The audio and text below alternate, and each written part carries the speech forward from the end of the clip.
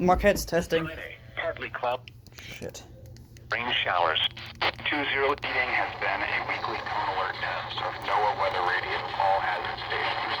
WNG 683 in Marinesco, WXK 73 in Houghton, WZ 2513 in Copper Harbor, KJY 76 in Crystal Falls, KIG 66 in Marquette, KZZ 35 in Escanaba, WNG 6 in Manistee, WZ2514 in Munising, WZ2515 in Grand Marais, and WNG 576 in Newberry.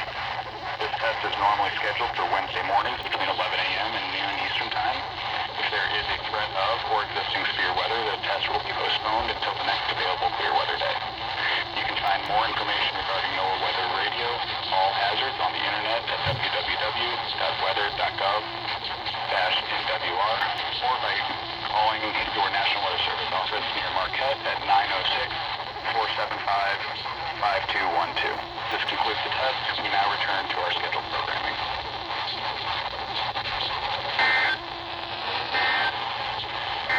I was trying to get WWF 70, but okay.